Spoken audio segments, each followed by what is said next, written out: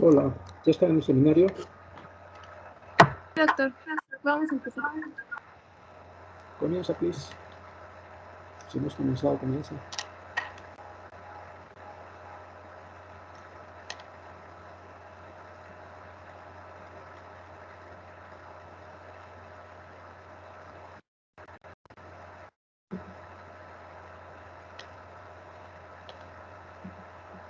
Ya, doctor, muy buenas tardes. El día de hoy vamos a empezar con el seminario 8. El tema es probióticos y prebióticos. Siguiente diapositiva, por favor. Vamos a empezar primero con lo que son los conceptos. Entonces vamos a hablar primero de los probióticos. Son microorganismos vivos que van a servir para el beneficio de la salud del huésped. Entonces las especies más comunes son los lactobacilos y las bifidobacterias, como vemos en la imagen. Entonces tenemos que saber cómo funcionan. Su mecanismo de acción es que básicamente estas bacterias, estos microorganismos, van a afectar el ecosistema intestinal. Lo van a hacer mediante efectos en lo que es el mecanismo inmune. Entonces, primero van a interactuar con microbios patógenos, van a producir metabolitos finales, como por ejemplo ácidos grasos de cadena corta, van a mejorar el ambiente intestinal y además lo van a estabilizar. Y lo más importante es que son antagonistas de los patógenos potenciales, principalmente. Ellos actúan directamente alterando todo lo que viene a ser la composición intestinal microbiana intestinal, e indirectamente lo van a hacer mediante efectos sobre los productos microbianos, también sobre efectos contra el huésped. Entonces tenemos que ver que vemos, por ejemplo, el gráfico que está bastante ilustrativo. Vemos el probiótico son las de color azul y la bacteria patógena son las verdes. Entonces, ¿cómo actúan? Primero se van a unir frente a lo que es la mucina de los enterocitos, es decir, van a competir, evitar que estas bacterias patógenas puedan ingresar a la barrera intestinal. Además, van a producir sustancias antimicrobianas, van a producir productos finales como los ácidos grasos de cadena corta, que nos ayudan a lo que es la inflamación, y además son inmunomoduladores. Siguiente, por favor. Ya vamos a hablar un poco de lo que son los lactobacilos y las bifidobacterias, que también van a influir en lo que es la función inmunitaria y lo van a hacer en estos tres pasos. En los enterocitos competir y se van a unir a la mucina de cada enterocito para así evitar que estas bacterias patógenas ingresen. Y luego de esto, al momento de que tienen esta unión con la mucina, van a dar una activación de lo que es el sistema inmune. Van a mandar señales y van a activar todo lo que son las células antígenos, los monocitos y las células dendríticas. Asimismo, las células T reguladoras, las B y las T efectoras. También es importante que recordemos que no podemos confundir con cepas más patógenas y que estos probióticos son comunes en lo que es la leche materna. Por eso es importante, ¿no?, consumirla hasta los mínimos 6 meses. Además, se han visto relacionados con muchos beneficios frente a lo que son la atopia, la enterocolitis necrotizante, las infecciones respiratorias y la diarrea. Estos probióticos tienen género, especie y subespecie. Como vemos, aquí está un lactobacillus, que su especie es Lactonosus, y bueno, su especie no tiene. Y acá está la designación de la cepa, que es GG. Además, nos habla de lo que internacionalmente tiene una designación de acuerdo a las cepas, que bueno, es esta, ¿no?, ATTC 5303, y los productos, el nombre de los productos donde podemos encontrarlos, ¿no? Está el Culturelle, el yogur Activia y el Algin. Siguiente, por favor. Luego tenemos el prebiótico, que es un concepto bastante reciente, en el 95, dado por Gibson y Rutherford. Estos son polisacáridos y oligosacáridos que no van a ser digeribles ni tampoco van a ser hidrolizados en lo que es el tracto del huésped. También van a dar una influencia y un beneficio para la salud del huésped. ¿Y cómo lo hacen? Lo hacen afectando positivamente a estos microbios benéficos que ya tenemos, que son nativos, y también pueden afectar a lo que son los probióticos, que hemos visto que son microorganismos vivos que pueden ingresar. Entonces, los más importantes son la oligofructosa, la inulina, la galactoligosacárido lactulosa, los oligosacáridos de la leche materna. Y bueno, la más común es la oligofructosa, que vemos que está en estos alimentos: la cebolla, el ajo, el plátano, los espárragos. ¿Cuál es el mecanismo de acción? Es que ellos van a aumentar el número de microorganismos beneficiosos. Estos oligosacáridos van a actuar como un sustrato principal para que exista un crecimiento bacteriano de las benéficas. Además, estos oligosacáridos van a ser fermentados por microorganismos intestinales. ¿Para qué? Para que se dé un producto que son los ácidos grasos de cadena corta. Estos son importantes porque tienen un efecto antiinflamatorio directo para lo que es la integridad intestinal y la proliferación de células epiteliales. Entonces vemos en la imagen, ¿no?, que un prebiótico va a ser el sustrato principal para el probiótico, y para que este probiótico pueda así poder crecer exponencialmente, y a su vez este probiótico va a fermentar a los prebióticos para que nos den ácidos grasos de cadena corta, y así exista un efecto antiinflamatorio. Siguiente, por favor. Y bueno, finalmente tenemos el simbiótico, que es la mezcla de ambos. Por ejemplo, tenemos la fructooligosacárido con el Lactobacillus plantarum, que se demostró que había una reducción de septicemia, neumonía, infecciones cutáneas y la disminución de la mortalidad al tener esta mezcla, ¿no? Y bueno, esto es un cuadro que nos resume en conjunto el mecanismo de acción de ambos. Eso es todo por mi parte. Siguiente, por favor. Ya, ahora continuando con la explicación de probióticos y prebióticos en el aparato digestivo en pediatría, vamos a ver que sus principales indicaciones en pediatría van a ser patologías gastrointestinales, en las que las alteraciones de la microbiota pueden participar en su patogenia. En cuanto a la enfermedad diarreica aguda, se habla de su uso en el tratamiento de la enfermedad diarreica aguda, en la prevención de esta EDA, en la prevención de diarrea asociada al uso de antibióticos y en la prevención de diarrea nosocomial en niños. Y en esta oportunidad tocaré el tratamiento de EDA y la asociada al uso de antibióticos, porque son las que tienen más investigaciones que pueden respaldar los posibles efectos benéficos.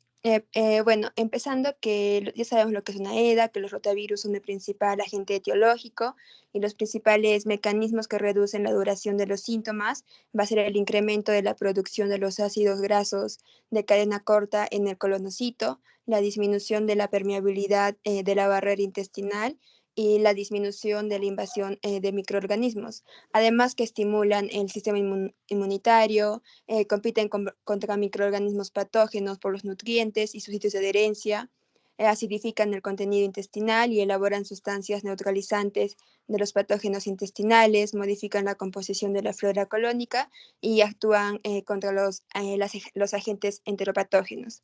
Siguiente diapositiva, por favor. Ya, en cuanto a la prevención de EDA, los efectos protectores aún no están completamente establecidos y hay muy pocos ensayos clínicos controlados de alta calidad metodológica para sustentar su uso. Y en cuanto al tratamiento, en un metaanálisis reciente de un conjunto de datos de 11 ensayos clínicos controlados en 2.444 niños, se obtuvo estos resultados, en el que algunos de los probióticos sí han demostrado beneficio en el tratamiento de esta EDA, que van a ser el Lactobacillus ramonus GG, el S. boulardii, el Lactobacillus reuteri y el L. acidophilus. Estos tres que se muestran en este cuadro rojo van a tener recomendación de la Sociedad Europea de Pediatría de Gastroenterología.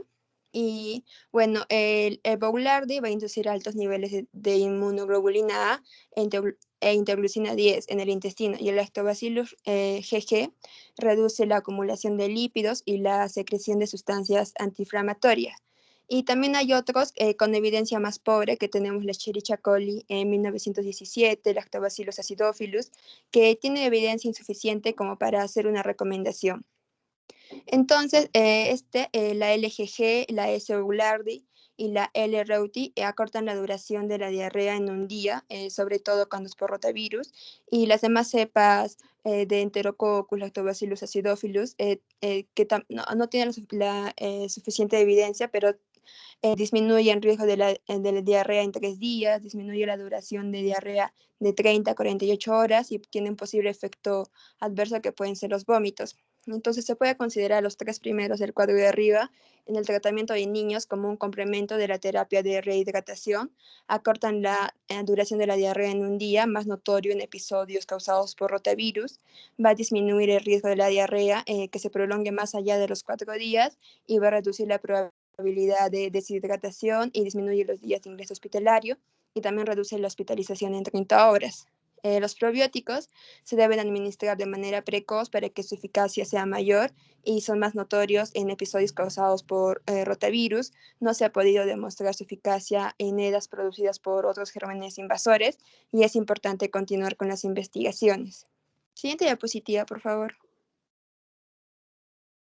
Ya, en cuanto a la prevención de diarrea asociada con antibióticos en niños, bueno, esa aparece desde el inicio del tratamiento antibiótico hasta 3 a 8 semanas después, siendo inexplicable por otra causa esta diarrea, y los síntomas van a incluir evacuaciones intestinales acuosas frecuentes, dolor abdominal, y ocurre cuando los antibióticos van a perturbar el equilibrio natural de las bacterias buenas y malas en el tracto intestinal y van a causar una multiplicación de las bacterias perjudiciales. O sea, van a alterar la microflora intestinal, lo que va a resultar en un abanico de síntomas, especialmente la diarrea.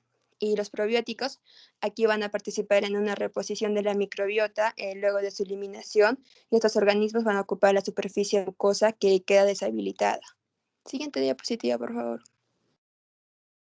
Ya, en cuanto, el tratamiento más eficaz va a ser la retirada del antibiótico. Bueno, hay menos ensayos clínicos de investigación y dentro de estos, en un metaanálisis que incluyó 16 estudios con 3.432 niños, que comparaba la incidencia de diarrea por antibióticos en niños tratados con distintos probióticos con un grupo control tratado con placebo o sin tratamiento, se ha demostrado efecto para el L-Ramonsus GG y el Boulardi. Estas tienen recomendación según la Sociedad Europea de Gastroenterología y Nutrición de Pediatría. Tienen una recomendación fuerte y moderada calidad de evidencia. Y bueno, hay otros también como el Bifidobacterium, Streptococcus, que ha demostrado también ser eficaces, pero faltan estudios.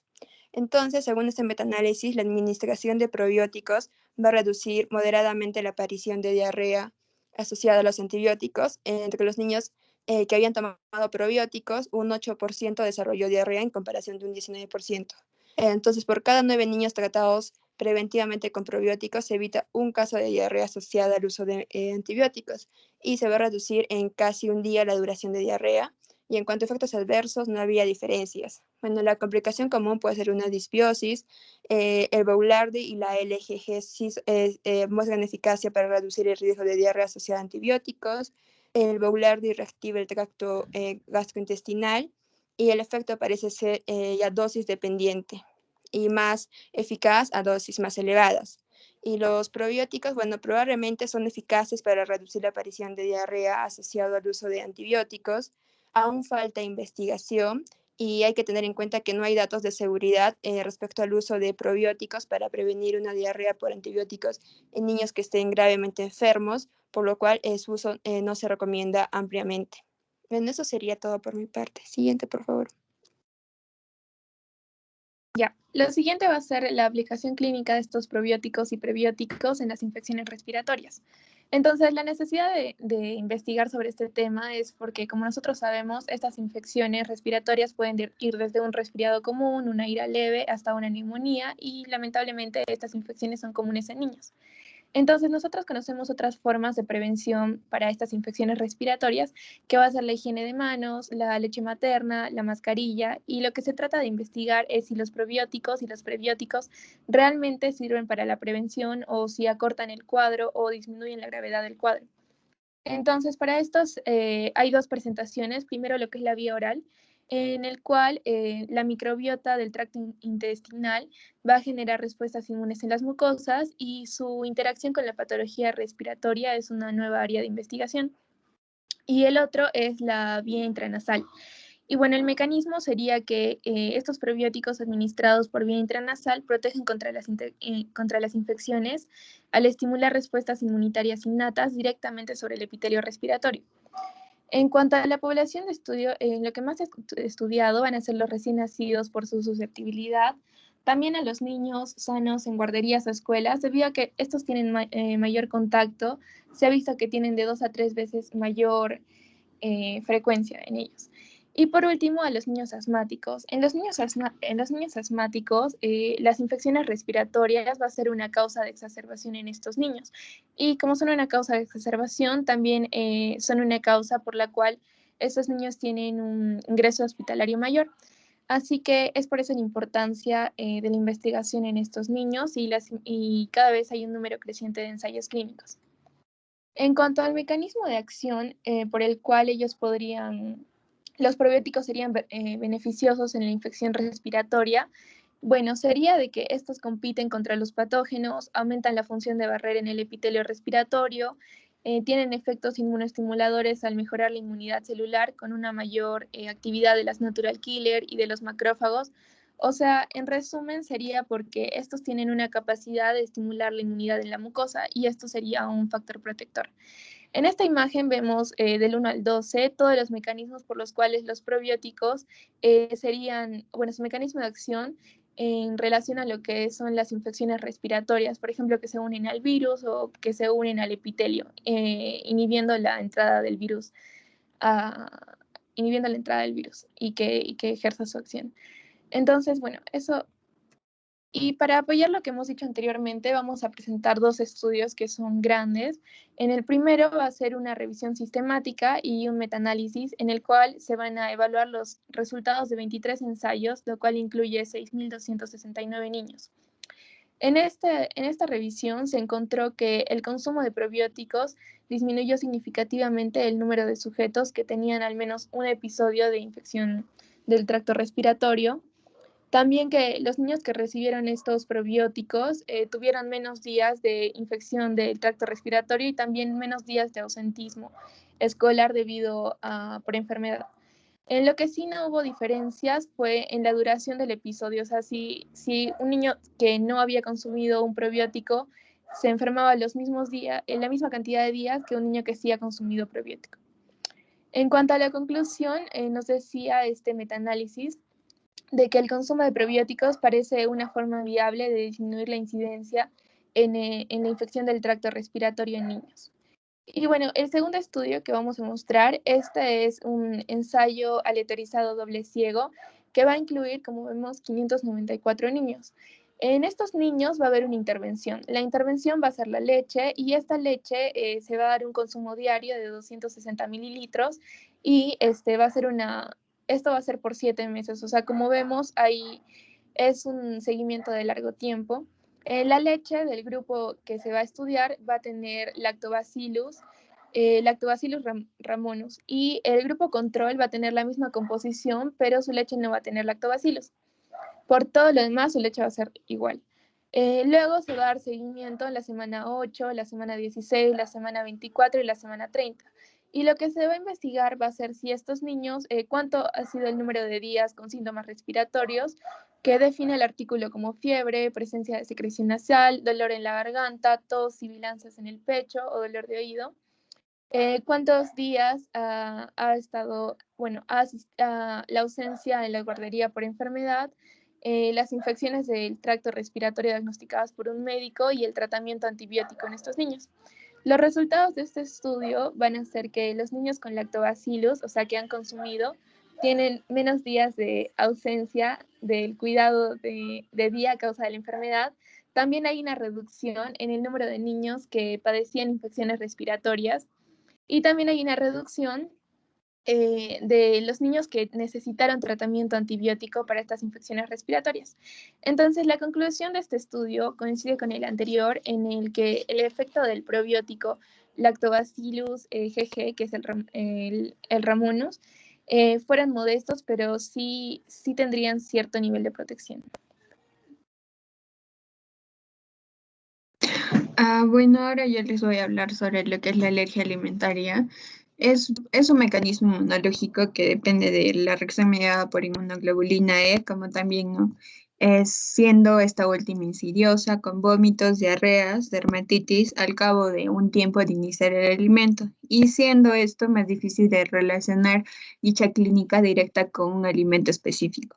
Hablamos de sensibilización al demostrar la presencia de inmunoglobulina E sin clínica y alergia cuando hay situación clínica compatible con cuadro alérgico, demostrando su implicancia inmunológica o con pruebas de provocación. Los síntomas que se pueden encontrar en las reacciones alérgicas inducidas, como vemos, puede ser en el piel, en ojos, áreas respiratorias, aparato gastrointestinal, cardiovascular o hasta contracciones uterinas.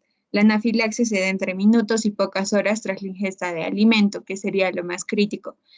Lo más importante es que la historia clínica es de gran ayuda para identificar el alergeno alimentario en los cuadros de inmunoglobulina E mediados que pueden demostrarse mediante métodos prick test, inmunoglobulina total y específica en suero, patch test o la combinación de estos.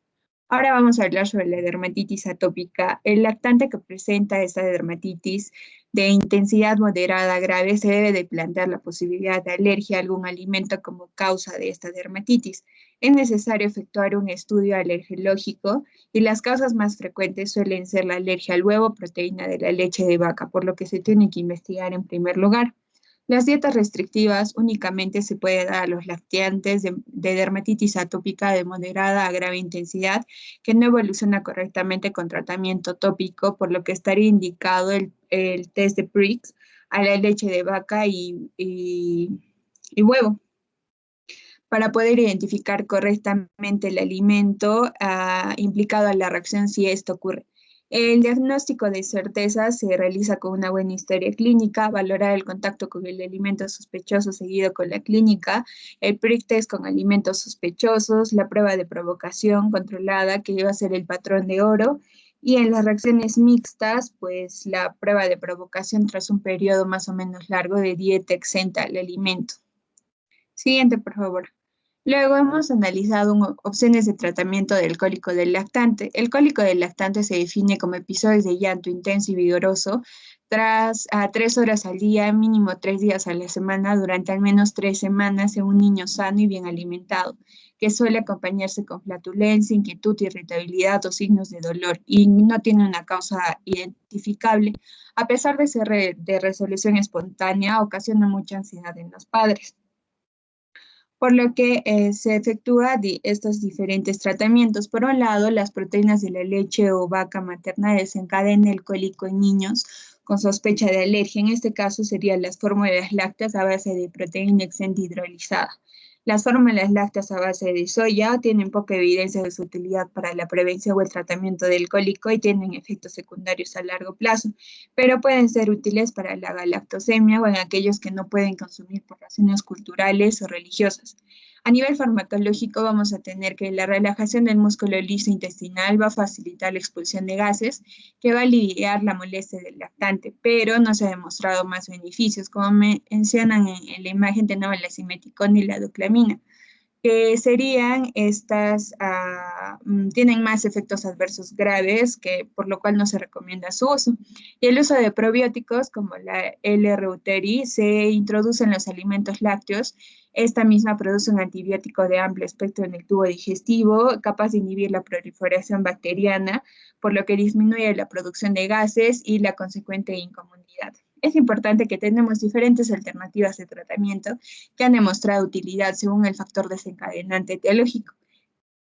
Pero el éxito está en encontrar cuál es el más adecuado para tener presente que es una entidad benigna y autolimitada y dependiente del tratamiento utilizado. Siguiente, por favor. Luego tenemos lo que es la enteritis no necrotizante. Hemos encontrado un artículo donde menciona que no todo está en el intestino. Esta es la principal causa de muerte por enfermedad gastrointestinal en los recién nacidos prematuros y afecta del 5 al 12% de los recién nacidos con muy bajo peso al nacer.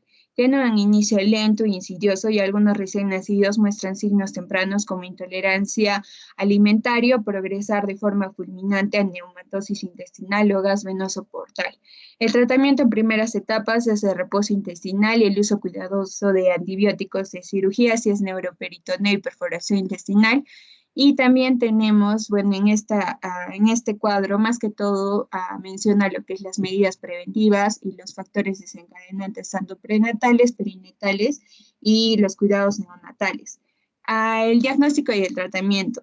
Siguiente, por favor. Se diagnostica mediante los criterios de estadificación modificados de Bell. Tenemos de leve o estadio 1 de Bell, que tiene signos sistémicos leves como inestabilidad de temperatura y bradicardia, signos intestinales no específicos leves, A como distensión abdominal leve y sangre oculta en heces. La moderada o definitiva, estadio 2 de Bell, incluye hallazgos radiológicos de neumatosis intestinal o gas venoso portal con signos sistémicos moderados como dolor abdominal, trombocitopenia y acidosis metabólica. Y la avanzada o estadio 3 de Bell, que requiere intervención quirúrgica por perforación intestinal con neumoperitoneo resultante e hipotensión. La edad gestacional inicio y la gravedad de los síntomas de la enterocolitis tiene una correlación inversa, y la edad gestacional media al nacer del pico de aparición de esta enterocolitis es de 32 semanas. Las estrategias de tratamiento difieren según la etapa de gravedad. Generalmente incluyen antibióticos de amplio espectro, reposo intestinal y soporte ionotrópico y con líquidos. Intervención quirúrgica para resecar las porciones del intestino isquémico y también antibióticos de amplio espectro de posibilidad de sepsis. También cubrir los organismos anaerobios que se prescriben en caso de perforación. Dependiendo de la etapa de gravedad, incluyen el tratamiento de la hipotensión, la acidosis metabólica y la trombocitopenia. Conocimiento de la patogenia de la enterocolitis ha avanzado en las últimas décadas, pero en donde más se promueve la estrategia en el enfoque preventivo. Siguiente, por favor. Bueno, yo voy a continuar con la exposición y ya por último hablaremos sobre las conclusiones. Siguiente, por favor. Bueno, como primera conclusión mencionaremos que los probióticos directamente alteran la composición microbiana intestinal e indirectamente por efectos sobre productos microbianos, también productos del huésped o componentes de alimentos o por modulación del sistema inmunológico del huésped. Mencionar también que las bacterias intestinales comensales pueden disminuir la inflamación local y pueden estabilizar lo que es la integridad de la barrera intestinal, reduciendo así potencialmente la carga sistémica de antígenos. Como otra conclusión, mencionaremos a los prebióticos, que estos afectan a las bacterias intestinales, aumentando así el número de bacterias anaeróbicas beneficiosas, como por ejemplo el aumento de las fidobacterias, que son colónicas, que producen compuestos para inhibir lo que son los patógenos potenciales. También reducen los niveles de amoníaco en sangre y al producir vitaminas y enzimas digestivas benefician así la salud. También podemos mencionar algunas funciones, como podemos ver en la diapositiva. Una es que estimula el crecimiento y la reproducción de una microflora. También mantiene un pH óptimo en el intestino. También lo que es que estimula la inmunidad local, elimina el exceso de moco de las paredes del intestino, reduce la formación de los gases, que acá podemos mencionar que podría también bajar los cólicos, suprime la reproducción del intestino de bacterias patógenas, estimula el peristaltismo y, por último, en general, mejora el trabajo del aparato digestivo. Siguiente, por favor. Ya, como otra conclusión mencionaremos que, bueno, según un estudio comparativo y controlado prospectivo de carácter ciego y con distribución aleatoria, se encontró que los probióticos reducen la incidencia y la gravedad de la enterocolitis necrotizante, de la sepsis y las defunciones que por esta misma causa en neonatos de muy bajo peso al nacer. Además de disminuir el uso de antibióticos, de esquemas complejos y costosos, de la misma manera se redujo el tiempo de hospitalización en el grupo de estudio. Como otra conclusión, mencionaremos que el consumo de probióticos puede disminuir la incidencia y la duración de la enfermedad del episodio de infección del tracto respiratorio. Acá, las cepas probióticas óptimas, la dosificación, la forma de administración, el momento de la intervención y el seguimiento a largo plazo pueden considerarse en ensayos clínicos futuros. También se necesitan lo que son estudios para explorar los mecanismos de tal acción de los probióticos sobre la infección del tracto respiratorio en niños. Bueno, acá también mencionaremos a los lactobacillus, GG, que de igual manera reducen las iras, ya que, y su gravedad, ¿no?, en los niños en la guardería. Acaso los efectos del probiótico de lactobacillus GG fueron modestos, pero fueron efectivos, ¿no? Siguiente, por favor. Y ya. Como última conclusión mencionaremos los cólicos. El cólico infantil afecta hasta el 20% de los lactantes menores de 3 meses y es causa de múltiples consultas y estrés familiar. Acá los probióticos constituyen tratamiento que va ganando más adeptos en la práctica clínica habitual. Dentro de ellos mencionaremos al Lactobacillus reuteri, que podría ser eficaz para reducir la duración del llanto, sin embargo, no se puede recomendar como tratamiento de primera línea para estos cólicos, ya que son necesarios más estudios en diferentes poblaciones. Que incluyan también lactantes que reciben lactancia artificial. Bueno, otro hecho importante es que, bueno, no todos tenemos la misma flora intestinal y no sabemos que sepa ser útil en nuestra población. Y también, por último, sigue siendo controvertido si estos cólicos del lactante se consideran una entidad que debe recibir tratamiento o si es un resultado fisiológico. Eso sería todo. Siguiente, por favor. Bueno, gracias por su atención.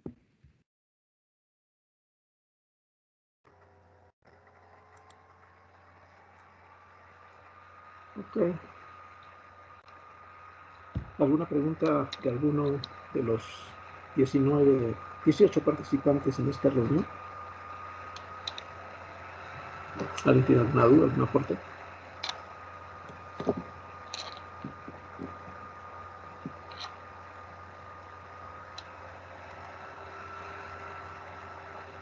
Bueno, si no hay dudas o aportes, voy a hacer un comentario final.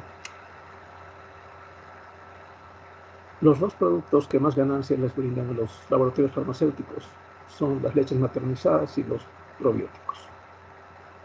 Se gastan un montón de dinero en propiciar estudios que traten de encontrar aplicaciones prácticas en todo tipo de enfermedades, porque se ha experimentado en problemas infecciosos, alérgicos, en todo tipo de enfermedades. Salvo, tal vez, enterocolitis necrotizante, en donde se necesitaría tratar 33 niños de muy bajo peso al nacer para prevenir un caso de NEC, pero que se justifica por las consecuencias que puede tener un solo caso de NEC, hasta económicamente hablando. Salvo esa patología, en general, los estudios que se hacen no justifican su uso en la mayoría de las patologías con las cuales se asocia su supuesto beneficio. En enfermedad diarreica aguda, el promedio de horas, 18 horas de disminución de diarrea, en diarrea básicamente por rotavirus. Si ustedes revisan los trabajos en los cuales se han basado todos esos metaanálisis y todas esas cosas, van a ver que hay estudios que son producen un montón de sesgos, la verdad. Lo real es que en este momento, con niños vacunados contra rotavirus, con el norovirus como primera causa de diarrea acuosa en muchos países, no sabemos si en el Perú ya lo es también, y sin haberse demostrado su utilidad en infecciones invasivas, que son habitualmente los más frecuentes en países desarrollados, no se justifica que le estén dando probióticos a todo niño que llega con diarrea. La verdad, lo que sucede es que muchas veces llegan niños al consultorio y si ustedes tienen un niño que eventualmente le salen los exámenes compatibles con una diarrea viral, o por lo menos que no da la apariencia de ser una diarrea infecciosa, si a esos niños ustedes les dijeran, a los papás les dijeran, ¿sabe qué, señor? Yo no tengo nada que ofrecerles salvo solución de rehidratación y antipiréticos, porque es una diarrea que va a pasar sola. No importa cuánto tiempo inviertan en explicárselo a los padres.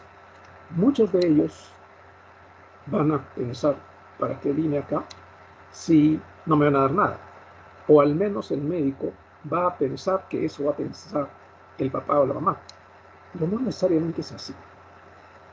Hablando con ellos, educándolos, pueden entender lo que es una infección viral y aceptar que nada, ni siquiera los probióticos, van a acortar de una manera significativa que justifique el gasto en todos los niños que llegan con diarrea con el uso de probióticos.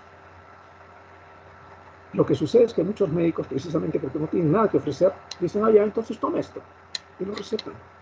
El papá se va tranquilo, gasta sus 50 soles en 10 sobres de probióticos, costando cada uno 5 soles más o menos, o 50 soles en un frasco de gotitas, lo que representa la 19ª parte de su sueldo, si es un sueldo básico,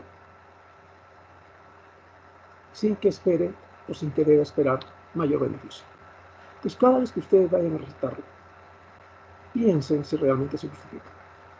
Y segundo, en todo caso, díganle al papá, ¿saben qué? En el mejor de los casos, si un niño tiene una diarrea por rotavirus, podrá esperar usted que se reduzca la duración en 18 horas y tal vez una diarrea menos por día, y que ellos decidan. En cólicos del lactante hay 2 o 3 trabajos publicados sobre su efecto. La verdad es que cuando ustedes tienen niños con cólicos, nada los calma. Nada. Eso es lo real.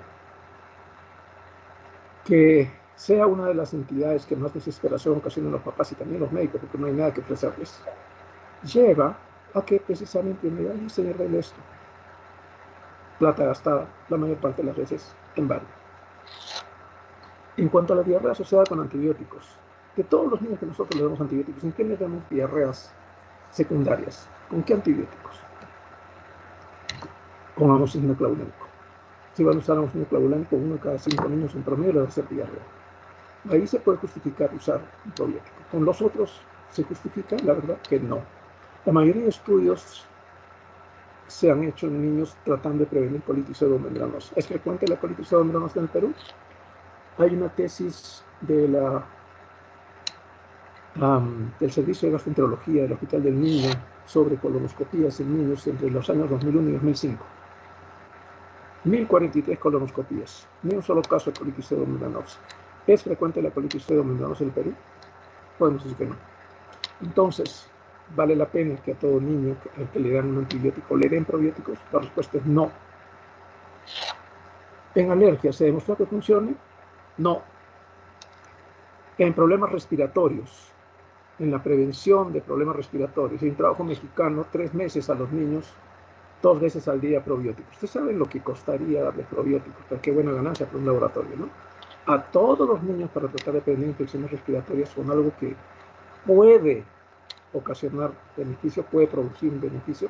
Si ustedes hicieran un estudio en el cual pudieran ver no solo los niños que llegan a una guardería, sino ver cómo viven, sería igual darle un probiótico a un niño que vive en 2 cuartos con todos asignados que un niño que tiene una casa con su propio cuarto. La exposición es diferente, las condiciones sanitarias, las condiciones ambientales son diferentes.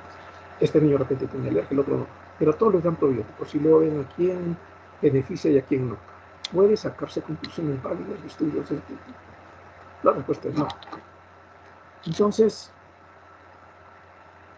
salvo enterocolitis constante, lo cual se hace básicamente en niños hospitalarios con niños de muy bajo peso al nacer, en general, se justificaría que ustedes estén dándoles a los padres una receta de probióticos porque podrían, harían, efectuarían, realizarían, tendrían todo potencial simple. ¿Justificaría el gasto? Ustedes deciden. Pero entren a la bibliografía de esos metaanálisis, revisen un poquito los trabajos y véanlos. Y yo creo que van a concluir que dentro de lo que es el negocio de la medicina, porque la medicina también tiene una parte enorme de negocio, de lo que es el marketing de la medicina, ustedes van a recibir influencias enormes de los laboratorios farmacéuticos, porque ese es su negocio. Entonces es tratando de que indiquen probióticos más de las veces. Igual va a suceder con las fechas maternizadas. Ustedes tienen que aprender a usar su propio criterio.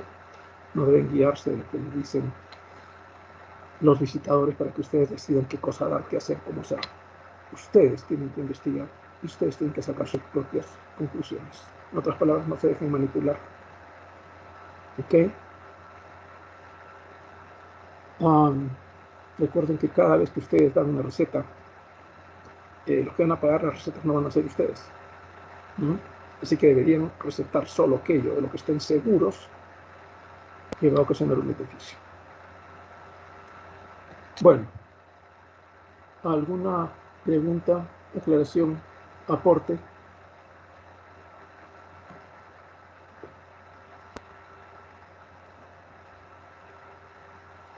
Muy bien, si no los hubiera, ha sido una exposición bien preparada, ha cumplido con los cánones de tiempo, el número de slides.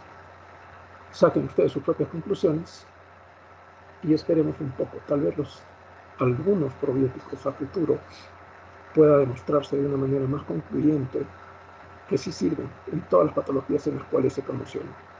Y ahí sí, tal vez en este momento no creo que sea todavía el momento adecuado, podrán recetarlo como se receta la mayoría de las veces, sin una indicación precisa.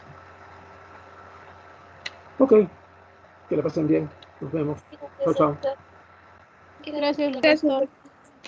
Hasta luego. Gracias.